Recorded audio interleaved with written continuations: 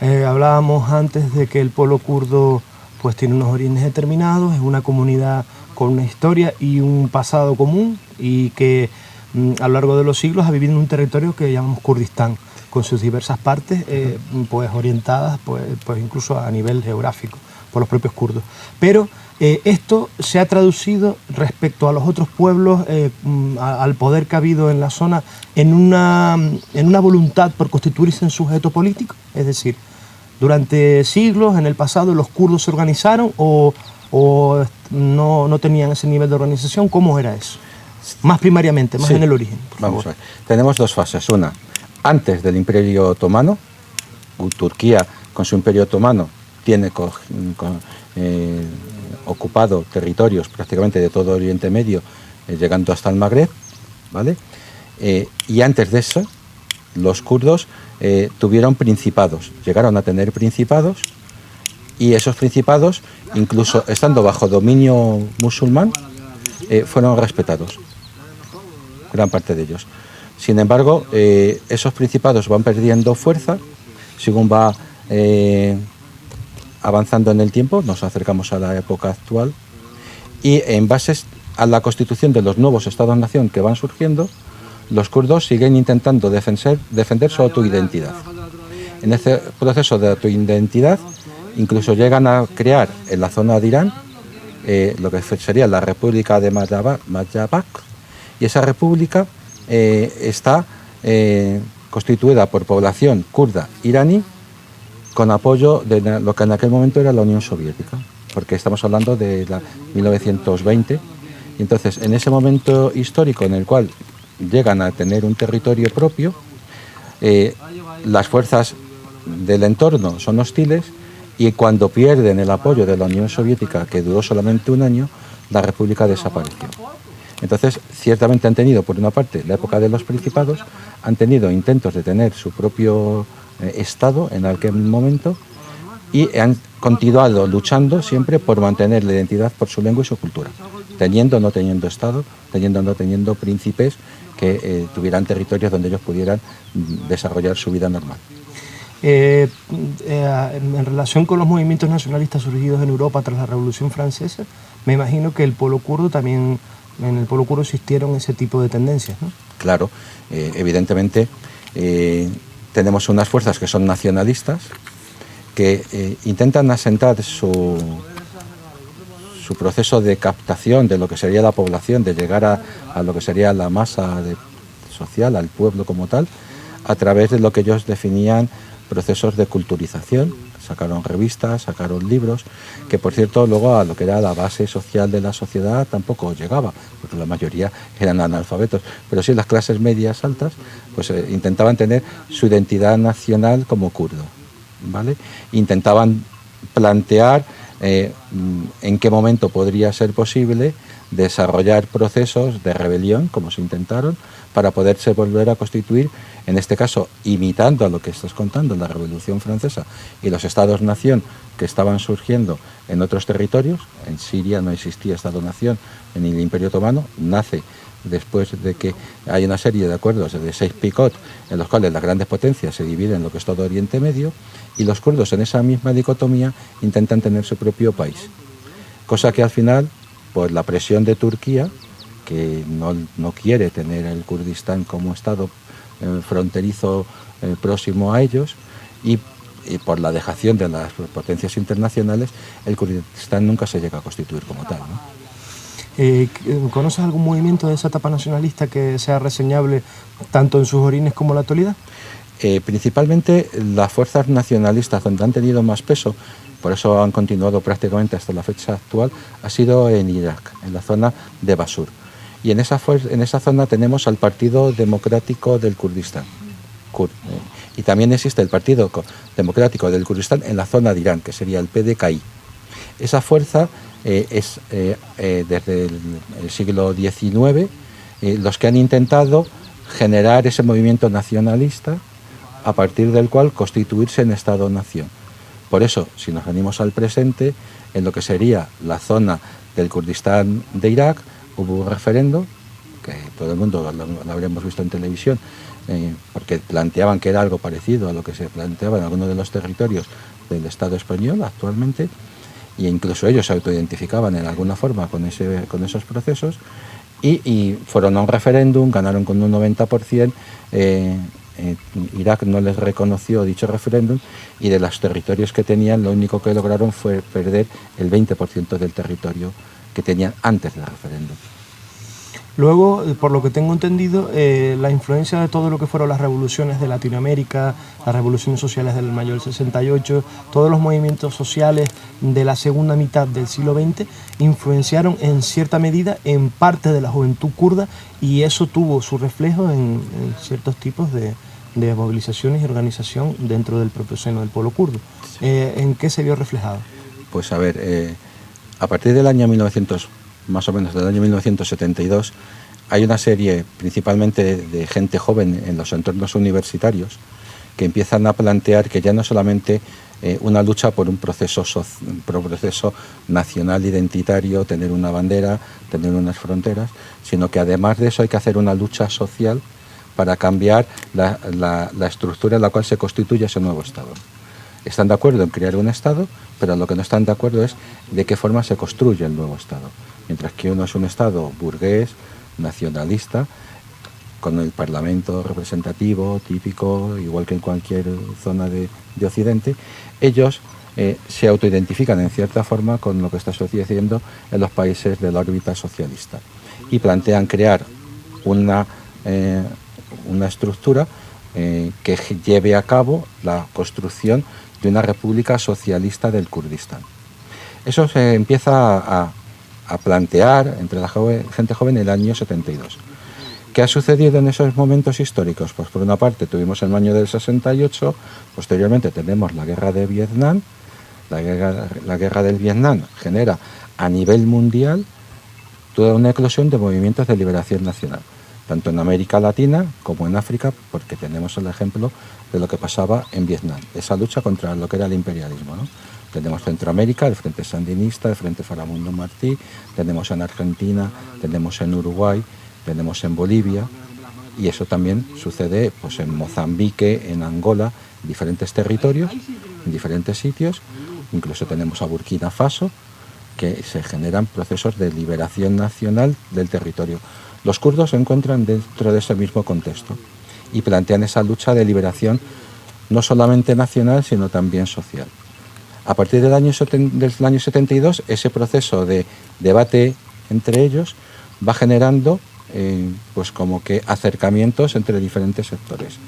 Y esos sectores logran construir, a partir de una persona relevante en todo ello, que es Abdullah Öcalan, en el año 1977, el Partido de los Trabajadores del Kurdistán, el PKK. El PKK es una nueva organización política no existente anteriormente, que es la que recoge todas esas ideas que se habían ido generando. Una liberación social, una lucha popular, un nuevo Estado, pero con una idea socialista para la sociedad que se crea en el mismo. Y ya por último, aunque de manera muy somera, porque eso lo vamos a tratar más adelante, se ha generado otra nueva gran forma de ver las cosas, que es el confederalismo democrático, al menos en parte de los movimientos sociales del Kurdistán. ¿Podrías explicar de manera muy breve qué es el confederalismo democrático, puesto que lo veremos más en su extensión a partir de las siguientes preguntas? Si me dices que te diga titulares del confederalismo, podemos decir que el confederalismo democrático lo que plantea es la liberación de la mujer, una sociedad ecológica, una democracia directa y una sociedad comunal. Y esos son los grandes ejes temáticos. O sea, la mujer liberada, la tierra respetada en el plano ecológico, no un desarrollo industrialista que degrade la tierra, por lo tanto está asociado a la ecología. Aquí hay gente que habla de ecología pero no habla de industrialismo, y una cosa y otra, si no se unifican, no tiene sentido. Ellos lo unifican, luchan por una ecología que sea sustentable para sus tierras, para todo el planeta lo plantean, pero en su tierra claramente, desde un plano no industrialista. Tenemos entonces la mujer, la ecología, la sociedad, donde la gente pueda decidir por ellos mismos a partir de la democracia directa y a partir de todos esos ejes una sociedad que se estructure de forma comunal. Eso sería el titular de lo que sería el confederalismo democrático. Bien, y aunque antes lo esbozaste un poco al hablar de Irak y su tendencia más nacionalista históricamente, ¿cómo va la diferencia de la política y de estas formas de entender que ya has comentado por cada territorio? ¿Cómo van? ¿Qué diferencia hay entre la zona turca, la zona siria, la zona iraquí y la zona iraní en cuanto a la forma de entender estas tres visiones, nacionalista, marxista o últimamente confederalista democrática? Vale.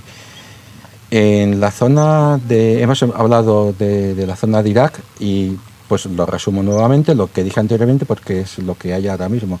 La fuerza mayoritaria ahora mismo sigue siendo el Partido Democrático del Kurdistán, junto con otras fuerzas con una visión socialdemócrata, que es la Unión Patriótica del Kurdistán, y luego hay fuerzas concurrentes ahora que están emergiendo, que están planteando que la sociedad se tiene que abrir, que tiene que haber menos corrupción, pero en los ejes fundamentales plantean una democracia en las características occidentales o las características de lo que son las democracias parlamentarias representativas al uso. Esa es su idea. Y por lo tanto no plantean ni la nacionalización de nada, ni plantean la defensa de la mujer, porque se permite la poligamia, y permiten que lleguen empresas extranjeras que se queden con el petróleo, permiten que ese petróleo que se vende pues se genere corrupción y acabe en las arcas de los principales líderes que están en el poder, principalmente ha sido históricamente la familia Barzani, y esa es la línea eje temática de lo que sería el Irak, ¿no? Si nos vamos a lo que sería Irán, ahí existen las mismas fuerzas, porque son prácticamente homólogas. Está el Partido Democrático del Kurdistán, por una parte, pero también existen otras que son de índole más socialista, que no existen en el territorio, no tienen tanta fuerza, prácticamente son inexistentes en el territorio de Irak. Por ejemplo, Comala. Comala es el Partido Comunista iraní con su espacio dentro de lo que sería el territorio del Kurdistán, ¿vale? Y el Comala lo que pretende es la visión anterior que tenía el PKK, que es crear una república socialista de los kurdos, confederada, unida o federada con otras tierras de Irán, ¿no? Pero también existen fuerzas que ya no son emergentes, porque se puede decir que están prácticamente igualadas, que el nombre mismo, ya nos está dando gran parte de información del contenido. Tenemos el PEJAK, P-A-J-K, que es el Partido por la Vida Libre en el Kurdistán. Cuando hablamos de un partido que plantea la vida libre, estamos hablando de que las personas sean mujeres y hombres libres en una sociedad libre, y lo de libre lo podríamos decir en mayúsculas, ¿vale? Y esa fuerza se encuentra dentro de lo que sería también el confederalismo democrático. Confluye ideológicamente con el confederalismo democrático. Si vamos a la zona de Turquía, tenemos que por una parte también está el PDKI, nada más que este es el Partido Democrático del Kurdistán en la zona de Irak, y luego tenemos dos áreas. Por una parte hay un área que es las organizaciones que son legales, y por otra parte las organizaciones que son ilegales. Todas ellas defienden el confederalismo democrático. Lo que sucede es que, por ejemplo, el Partido por la Libertad de los Pueblos, el HDP, es un partido que se ha legalizado, que respeta la lucha parlamentaria, se presenta a las elecciones, es la cuarta fuerza de toda Turquía, pero que sin embargo ahora en este momento todos sus líderes, sus máximos representantes están presos, aun habiendo sido elegidos portavoces en el Parlamento de Turquía. Y han sido presos porque la represión del Estado de Turquía intenta generar enemigos, incluso entre quien intenta crear puentes, porque el HDP está creando puentes con el Estado turco para negociar una solución pacífica del conflicto. Básicamente esa es la idea, Queremos una solución pacífica a través de vías parlamentarias y soluciones negociadas, cosa que el gobierno turco no acepta. Rompe esas líneas de negociación, impide eso, y una forma de generar más tensión es reprimiendo a los máximos representantes. Y se les acusa de ser apologistas o integrantes o simpatizantes del PKK. El PKK es una organización prohibida en el Kurdistán, porque se la declara no solo en el Kurdistán, sino en el Estado español, en toda Europa y en parte en Estados Unidos, obviamente. Sin embargo, en África no, y en zonas de Asia tampoco, pero se le considera organización terrorista. Y lo bueno que tendríamos que hablar y tener en cuenta es cuándo se le declara terrorista al Partido de los Trabajadores del Kurdistán. El Partido de los Trabajadores del Kurdistán es verdad que entra en un proceso de confrontación con el Estado, pero no es una confrontación de agresión hacia el Estado, sino de autodefensa ante la agresión que sufrían por parte del Estado.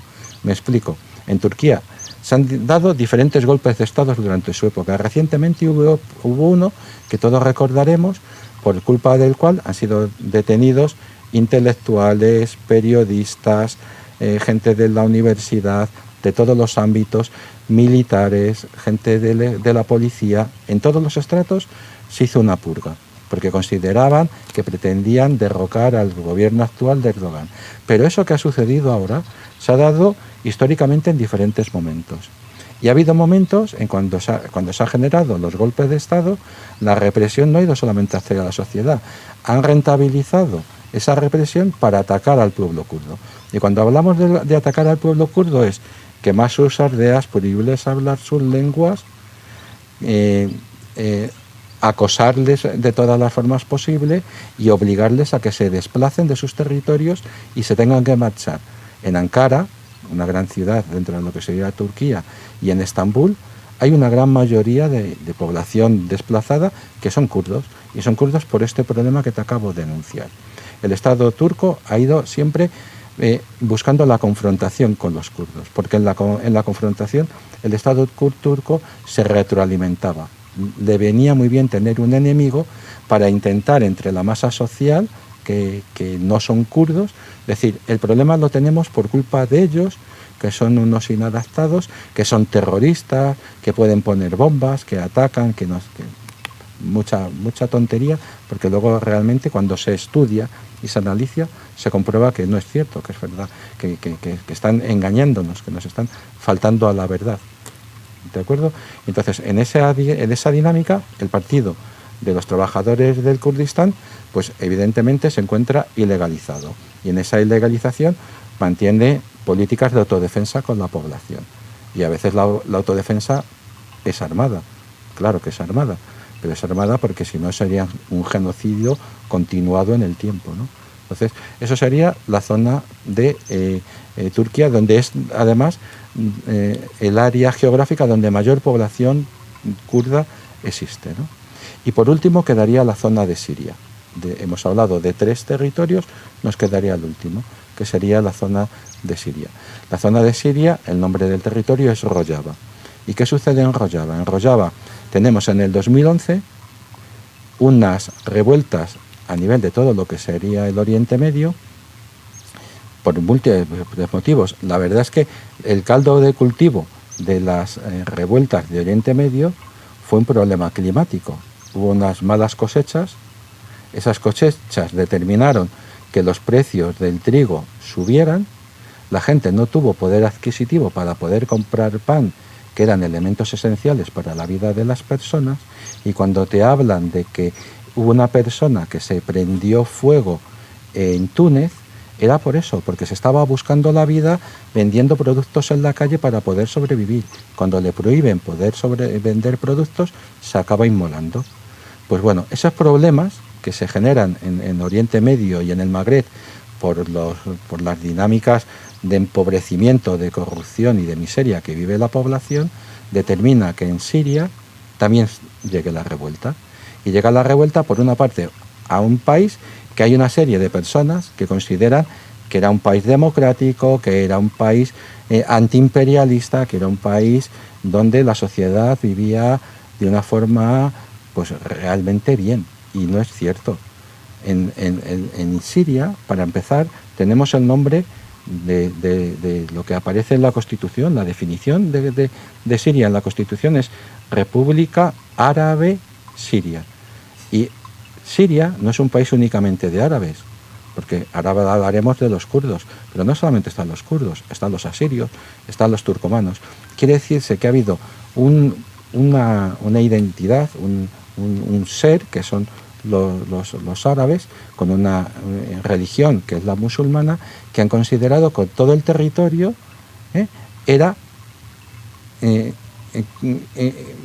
estaba basado en sus propias creencias, en sus propias identidades. Eso que llevó a la represión hacia la zona norte, donde la gente tenía su identidad, su cultura, su lengua.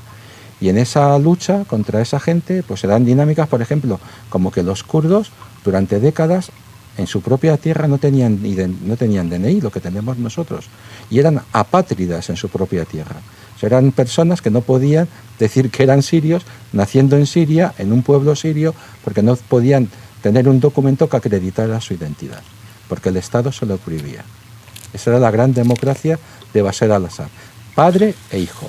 Pero no solo eso, además de eso, nos encontramos que en las zonas donde había petróleo, hacen que la población se tenga que desplazar, la población kurda, y crean lo que llaman los cinturón verde. Y el cinturón verde lo que hace es, se traslada a población árabe, que es la que se dedica a extraer el petróleo y a quedarse en esas tierras, como que repoblar de población árabe una tierra que no nos interesa y no queremos que sea de los kurdos porque es ciertamente rica. Entonces se les traslada y se les echa. No tienen identidad, son apátridas en su tierra, y en las zonas importantes, más significativas, incluso se los obliga a marcharse, ¿no? Dado lo que sucede en el 2011, la revolución que se genera a nivel de todo el Estado, porque fue realmente un movimiento revolucionario a nivel de todo el Estado, que luego manipularon de diferente índole organizaciones religiosas, políticas y de diferente tipo, y luego ellos ahí se acabaron confrontando. Sin embargo, en lo que es en el norte de Siria, los kurdos lo tienen muy claro. Ellos tienen el paradigma del confederalismo democrático. Y una vez que el Estado sirio pierde fuerza, deciden que es el momento pertinente para poder llegar a la población, generar las dinámicas en la práctica de lo que es el paradigma del confederalismo democrático, gracias a la debilidad que tenía el Estado sirio. El Estado sirio se ve tan débil que no ataca a los kurdos, les permite que se reafirmen, porque a su vez los kurdos tampoco habían entrado en conflicto con el Estado como tal. Habían dicho, ahora queremos llevar a cabo nuestras políticas y nuestras líneas de trabajo identitarias. Y por lo tanto en esa zona es donde en estos momentos, a diferencia de las otras donde está reprimido, hay una lucha, que ahora hablaremos de ella, o si quieres hablo ahora. ¿Por qué? Pero una lucha porque hay quien quiere acabar con ese proceso revolucionario que se llevó a cabo en el 2011, ¿no? Un proceso revolucionario que se ha constituido en que la gente, las mujeres son libres, cosa que hablamos de países musulmanes y aquí están muy cerca, pues es algo que difícilmente es asimilable en otros sitios. Además de que la mujer es libre, se han constituido asambleas populares donde la gente decide libremente qué tipo de sociedad en el día a día quiere construir. Se han creado comunas donde la gente que tiene diferentes religiones se reúnen, llegan a acuerdos para que no haya nadie por encima de nadie, lleguen a acuerdos y todas las religiones se respeten y no acaben confrontadas, que puede ser también un grave problema allí o en cualquier otro sitio. Ellos se tienen que llegar a acuerdos para respetarse mutuamente y trasladarla a las asambleas populares de su entorno a otros estratos de los procesos organizativos, ¿no? Además de las comunas, que están las comunas a nivel religioso, hay comunas de mujeres también, hay comunas de jóvenes, y también existe por una parte la cuestión de cómo la gente saca adelante sus procesos productivos, que son su idea y lo que se está llevando cada vez más adelante, porque también existe propiedad privada, pero lo que se pretende es que sea con cooperativas autogestionadas de forma horizontal, donde todo el mundo participa de igual manera, todo el mundo gana lo mismo, todo el mundo tiene la misma capacidad de decisión y por lo tanto todo el mundo es igual dentro de lo que sería la cooperativa, ¿vale?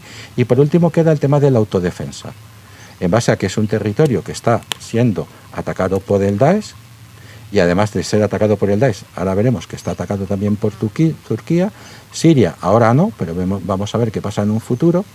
Pues en ese proceso de que en ocasiones son atacados o pueden ser atacados, ha generado una dinámica de autodefensa. Y esa dinámica de autodefensa está volcada en dos grandes bloques. Por una parte está las mujeres, sería las IPJ, que son las unidades de fuerza de la mujer, y las IPG, que son los grupos de combate organizados por parte de los hombres para defender su territorio, ¿no? Básicamente es la estructura en la cual Rojava se ha constituido actualmente, y podemos decir también que ese paradigma que se está desarrollando del confederalismo está llevando a cabo una revolución social en esas tierras. Entramos en el bloque final acerca de la cuestión del Kurdistán. Y vamos a hablar ahora con mayor detenimiento sobre el confederalismo democrático, que es, digámoslo así, aunque no tanto la novedad en estos tiempos, en cuanto a lo que la experiencia kurda nos ofrece al resto de pueblos del planeta. Un líder básico, una persona muy conocida desde hace tiempo en la causa kurda, más de 30 años, es Abdullah Öcalan, que es el secretario general del Partido de los Trabajadores del Kurdistán, que estabas nombrando antes, ese grupo de jóvenes que evolucionaron hacia ideas socialistas o comunistas, o como querramos entender, y que actualmente ha cambiado un poco sus pareceres. ¿Cuál es su actitud y qué importancia tiene Öcalan en este proceso? Pues a ver, Abdullah Öcalan, siendo el secretario general, tiene que huir de Siria, y huyendo de Siria busca asilo primero en lo que sería Rusia, no se le acepta, viaja a Italia, tampoco, y finalmente acaba en Kenia. Estamos hablando del año 1999. Estando en Kenia y trasladándose a la embajada de Grecia, es capturado, ¿no? Es capturado por fuerzas de la OTAN, participación norteamericana, por fuerzas del Mossad de Siria, y por último con apoyo e infraestructura del ejército turco. Todas esas organizaciones, estados que participan, pretenden que ese movimiento que está en expansión, pues se puede decir que acabando la cabeza que está en la estructura, piensan que pueden frenar el crecimiento del PKK, ¿no? Y le llevan a Holanda, y de Holanda se le traslada a una isla, la isla de Enrali, en el mar de Mármara. Y estando en esa isla, Öcalan tiene mucho tiempo libre, y teniendo tanto tiempo libre, estando preso, él solo en toda la isla, o sea, la isla es un fortín para solamente la persona de Öcalan, ¿vale? Logra que le lleguen libros. En una primera etapa le permiten que lea, que pueda leer, y lee libros que anteriormente posiblemente se le habrían pasado por la cabeza, ¿no? Lee sobre todo sobre el municipalismo libertario, y buscando nuevos referentes en base a la situación geopolítica mundial que se estaba dando y la propia dinámica que el pueblo kurdo había vivido desde la década de los 50 hasta la actualidad. Pues la caída de la Unión Soviética, el abandono de Siria, que parecía que era un país antiimperialista, la Unión Europea, ningún apoyo tampoco. Pues en esa convulsión se plantean nuevos ejes de organización, por dónde se puede tirar, qué nuevas líneas de camino, de futuro, puede tener el partido, ¿no? Y en ese proceso, leyendo al municipalismo personificado en un autor que es Murray Bookchin, entonces leyendo a Murray Bookchin, pues genera todo un nuevo proceso social para el pueblo kurdo, y plantea que lo que anteriormente se había considerado que era lo pertinente ya no vale, que por ese camino no se va a lograr la libertad para el pueblo, y se genera una dinámica en la cual se considera que o el pueblo toma el poder directamente, lo cual quiere decirse que el partido está al servicio del pueblo y no el pueblo al servicio del partido, fundamental. Los cuadros están para organizar al pueblo, para que el pueblo se libere por sí mismo y sea el que lleve sus líneas de actuación, no para que los cuadros del partido le digan al pueblo lo que es más pertinente en base a una posible incultura que dictamina el partido, no. El cuadro del PKK, del PKK, o sea, es que en castellano se dice de las dos formas, ¿eh? Entonces el cuadro del PKK, que es como se dice en la zona de Turquía, los cuadros dicen, al pueblo hay que darle herramientas para que se libere y se organice, una vez que se libere, se organice por sí mismo. Lo cual quiere decirse que en cierta forma, a futuro, el cuadro y el partido se están haciendo el harakiri. Porque una vez que el pueblo se libere y se autoorganice, determinará que el propio cuadro y el propio partido acabarán siendo no necesarios. Y lo tienen muy claro. Y por lo tanto la figura del líder también ha de desaparecer, en base a la capacidad que tenga el pueblo de tomar conciencia de su poder como tal. ¿Vale? Entonces, en esa línea de municipalismo libertario se genera pues toda una nueva estructura organizativa, y esa estructura organizativa, que no es una nueva ideología, es un paradigma, entonces se le define como confederalismo democrático. ¿Qué es lo que sucede?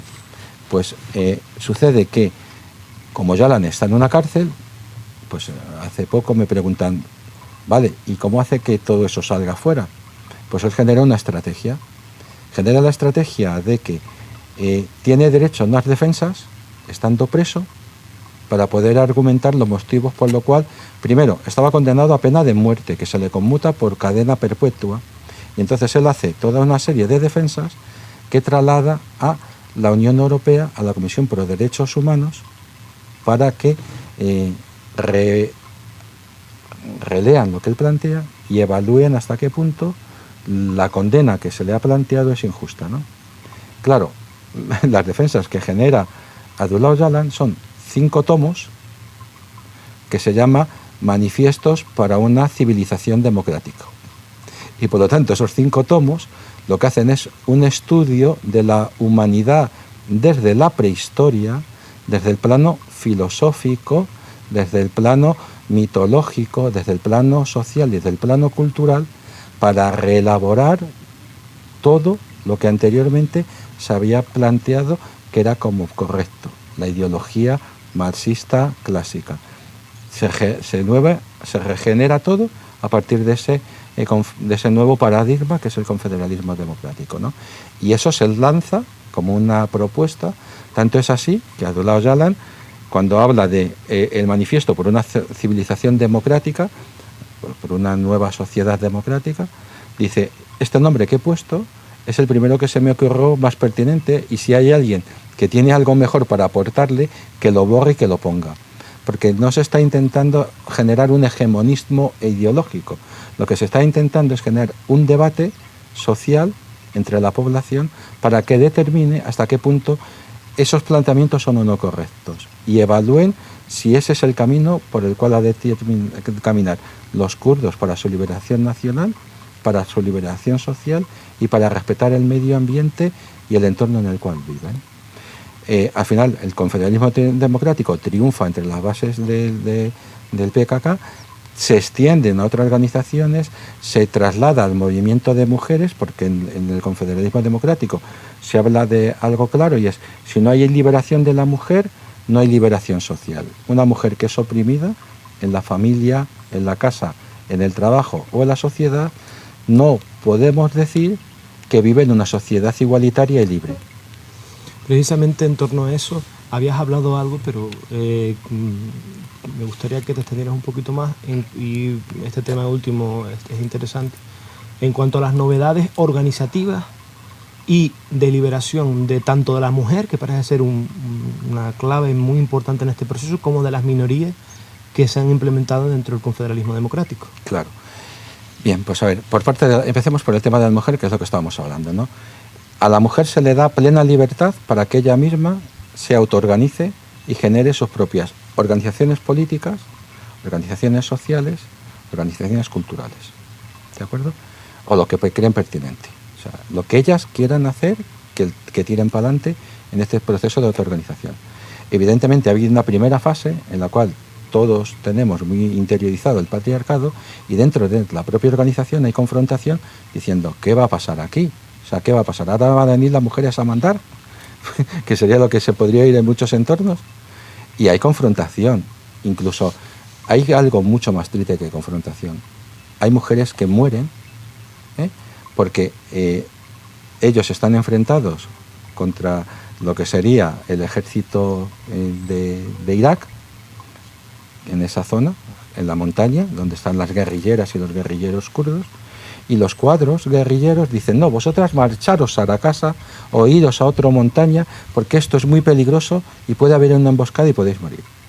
Y en alguna de esas ocasiones, cuando se las dijo que marchara, lo que sufrieron es ellas la emboscada y ellas dieron la vida en esa confrontación.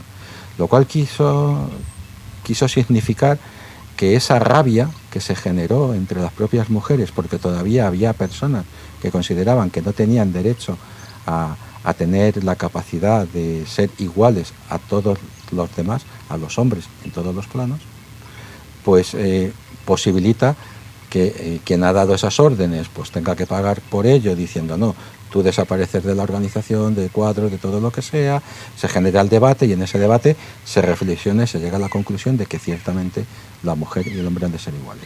Y ellas tener sus propias fuerzas para poder tirar para adelante en la lucha, ¿no?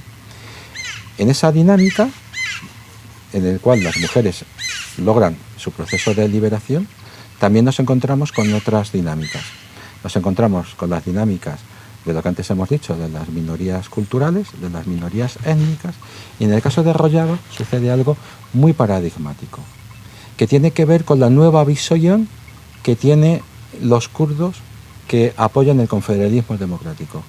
Los kurdos que apoyan el confederalismo democrático en la zona de Rojava dicen lo siguiente: el territorio histórico de lo que era la Rojava kurda, pasa a ser simplemente algo en el plano histórico, cultural, pero no en el plano político ni social, en el plano histórico y cultural, nada más.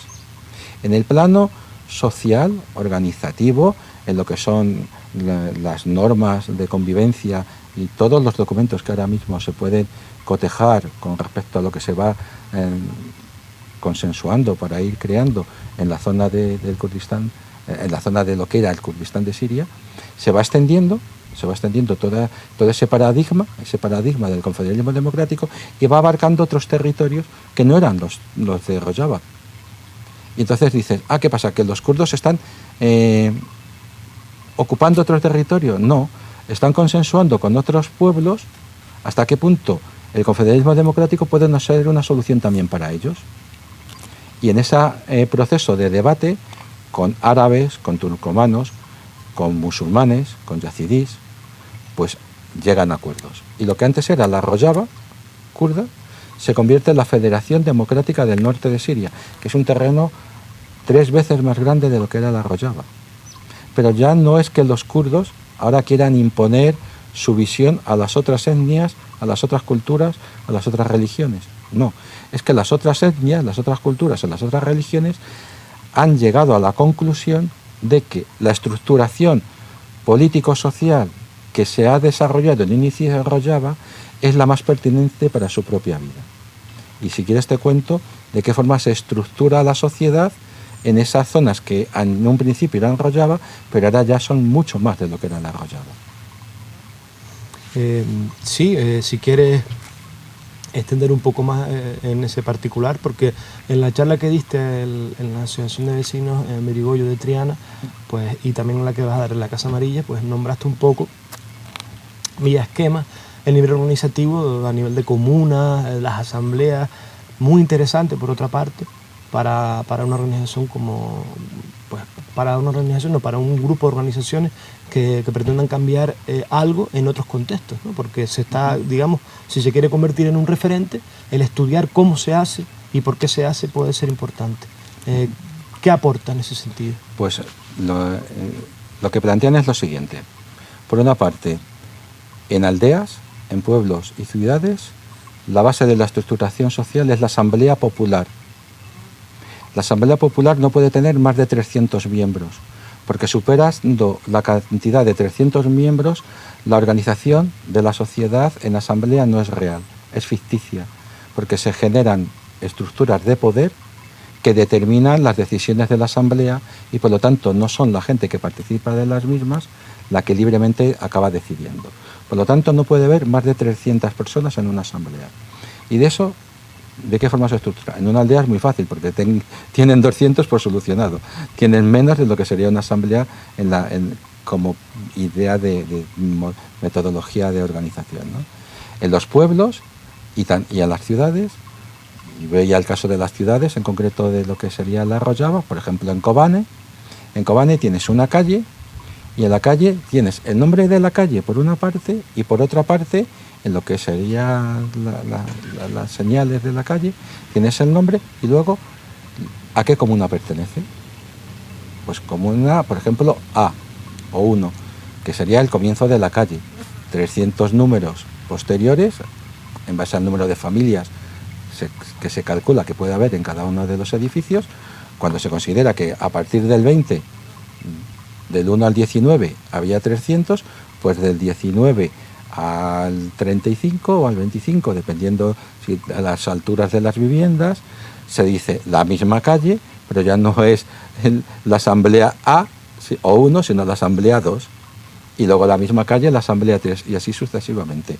Y en esas asambleas, la gente participa de diferente forma. Por una parte está la asamblea de los vecinos, y en esa asamblea de vecinos y vecinas se generan comisiones de trabajo en base a ejes temáticos, pues sanidad, educación, incluso el tema de la justicia, porque ellos mismos se regulan la justicia en la base más baja posible. ¿Por qué? Porque si tenemos un conflicto entre vecindario, ¿por qué vamos a ir a un estamento superior si lo podemos resolver con una figura de paz que sea elegida en la propia asamblea, porque se considere que es la más pertinente por sus capacidades personales para hablar y solucionar esos problemas? Si se ve que eso se puede solucionar en ese espacio, pues esa estructura de justicia pues se aplica dentro de la propia asamblea. No hay por qué subir a otros ejes temáticos, nada más que en circunstancias pues, muy específicas y concretas. Ha habido un asesinato, ha habido una muerte. Por ejemplo, otra cuestión que está prohibida categóricamente y sin embargo en otros territorios no sucede, árabes, serían las condenas de honor hacia la mujer. O sea, una mujer se la condena a nivel de honor pues cuando ha estado con otro hombre o cuando se considera que se ha acostado con una persona y todavía no estaban saliendo como novios, o que es poco puritana bajo la visión que tendrían la comunidad musulmana, ¿no? Y esas condenas de honor en ocasiones acababan con muerte. La condena de honor está prohibida. Y si alguna persona en esa comunidad, en esa zona del barrio, lleva a cabo o se enteran o se da la circunstancia de que ha habido una condena de honor, pasa a lo que sería la figura de la justicia de la propia asamblea, que diría, en base al delito que se haya ocasionado, o lo solucionamos, pues si ha sido una discusión se puede solucionar, pero si ha sido una muerte, se sube a un estrato superior porque esa persona tendrá que acabar en una cárcel. Entonces ahí sí que se sube, pero nada más en lo justamente estricto, ¿vale? Entonces tenemos comisiones de trabajo, tenemos la asamblea y luego tenemos por otra parte las cooperativas de trabajadores y trabajadoras de ese entorno, de esa zona. Pues las tiendas, pequeñas tiendas o cooperativas de comerciantes que pueda haber, o de tejedoras o de lo que haya. Esas cooperativas participan también de lo que sería el proceso asambleario.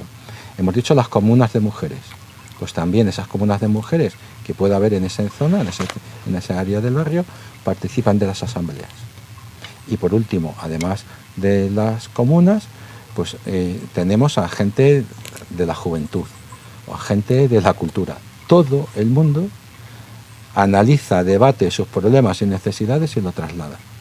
Las asambleas luego suben a un estrato superior, que sería la estructura, primero, de lo que sería la mancomunidad y luego lo que sería el ayuntamiento. ¿vale? Y nombran a 2 personas que son las que son representantes asamblearios de esa asamblea, que son los portavoces en el sustrato superior. Finalmente hay una coordinación entre lo que serían las asambleas de toda la ciudad, incluso en el área municipal. O sea, el área municipal no puede generar, porque existe el municipio, pero el municipio se puede decir que es como un elemento que se tiene que coordinar con las asambleas, de tal forma que los municipios dicen, nos llega información de las asambleas de una serie de necesidades que lo subimos a la estructura superior. ¿Y la estructura superior cuál sería? Estamos diciendo que por una parte tenemos la estructura superior, que es el eje donde se vinculan las diferentes comunidades del propio territorio, y esos ejes se coordinan a nivel cantonal. Los cantones de Rojava son lo que nosotros llamamos comunidades autónomas, nada más que ellos lo estructuran a nivel cantonal. El cantón como tal tiene plena autonomía para llevar sus propias líneas temáticas y luego se coordinan con otros cantones para confluir en base a las necesidades globales de todo lo que, de las comunidades, de todos los territorios de lo que sería ahora mismo la Federación Democrática del Norte de Siria. Y esa sería la estructura global por la cual camina la revolución social en esos territorios en estos momentos. Es cuanto menos muy esperanzador y ello ha logrado que se teja una red de solidaridad en todo el mundo en torno a esta propuesta. En concreto, tu asociación, de la que formas parte, ¿cómo se forma y por qué? A ver, la Asociación de Amistad con el Kurdistán es creada en el año 1989, o sea que tiene un largo periplo, ¿no?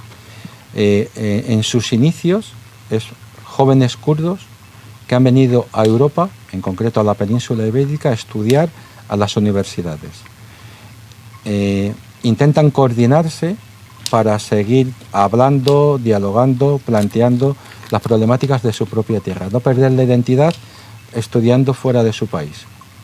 Esos estudiantes que se encuentran en Madrid en concreto, porque es en Madrid donde surge la asociación, en principio tenían un nombre que se ha cambiado recientemente, que era la Asociación de Amistad Hispano-Kurda. Y la Asociación de Amistad Hispano-Kurda lo que planteaba era, a nivel de la sociedad, en todo lo que sería el Estado español, darle a conocer las luchas, las reivindicaciones, las problemáticas que tenía el pueblo kurdo. Esos fueron sus objetivos en el inicio. Posteriormente, a partir del año 2015, la Asociación de Amistad Hispano-Kurda renueva sus estatutos, modifica su nombre y pasa a llamarse Asociación de Amistad con el Kurdistán, porque se considera que es un nombre mucho más integrador y que puede facilitar el conocimiento de la gente con respecto a lo que sería el pueblo kurdo. Ya por el propio nombre, pues es amistad con un pueblo que es el del Kurdistán. Y a partir de ahí, en sus estatutos se plantea no solamente el área cultural, sino el área de la solidaridad. Hasta qué punto podemos lograr generar recursos para poder trasladar al pueblo kurdo en base a esas cooperativas que necesitan ayuda para poder salir a flote, para poder seguir caminando y avanzando en el proceso de transformación social. Y ya para concluir, me gustaría que pues, nos comunicaras lo que tanto para tu persona como para el ambiente en el que te desenvuelves supone esto y qué mensaje le manda esto al mundo, este proceso que se está dando allí. ¿Por qué este activismo? ¿Por qué esa vinculación con esta causa? ¿Qué nos dice? Pues por una parte nos dice que en este momento en la zona de Siria tenemos una gran antorcha que nos dice que a lo que a algunas personas les gustaría que fuera meramente utopías, allí son realidades. Es una praxis, es algo vivo que se puede constatar que es posible llevar a cabo. Eso sería fundamental por una parte. Que se sepa que hay personas que dicen, eso que usted me está diciendo es utopía. No, señor, eso es realidad. Y eso es algo que se puede contrastar ahora, si coge un avión, se traslada, cruza la frontera, llega allí y lo vive. Como lo están viviendo jóvenes de todo el mundo, y no tan jóvenes también, que viajan para conocer, para apoyar en hospitales, para apoyar en la autodefensa, en donde cada uno se vea más capacitado para poder colaborar en lo que sea necesario. Por una parte eso, que hay utopías que ya no son tan utopías y se puede contrastar. Nunca lo fueron, la verdad es que nunca lo fueron. Hay que tener eso en cuenta, que nos han estado engañando siempre, pero allí se demuestra que nunca lo fueron. Y por otra parte, los kurdos y las kurdas también saben que ellos no pueden llegar adelante una revolución social si su causa no es conocida, por una parte, si no se generan los procesos de solidaridad recíproca. O sea, yo vengo a conoceros a vosotros y a saber de vuestra problemática, y vosotros a su vez nos trasladáis la problemática que tenéis concreta, y en esa dicotomía de yo sé de ti y tú sabes de mí, pues seguimos creciendo. Pero en el ámbito de la solidaridad por una parte, pero a su vez nuestro objetivo es de lo que os estamos contando, de lo que la gente está viendo, de lo que está escuchando, qué le puede valer para que realmente empiecen procesos de transformación aquí y ahora ya, ahora, no dentro de 2, 5 o 10 años, porque consideramos que no hay tiempo que perder para empezar a generar procesos de transformación en todas las partes del mundo, hermanados y hermanadas, apoyándonos y llevando dinámicas en las cuales demostremos que lo que estamos aportando realmente son soluciones no solamente para las personas, no solamente para la solución, para la sociedad, no solamente para las nuevas generaciones, sino fundamental también para el planeta. Pues muchísimas gracias, José Luis León, muchísimas gracias por habernos transmitido esa experiencia y esa causa kurda, y esperemos que por el bien tanto del pueblo kurdo como de la humanidad se llegue a una sociedad mejor. Muchas gracias. Esa es la idea. A vosotros por habernos llamado.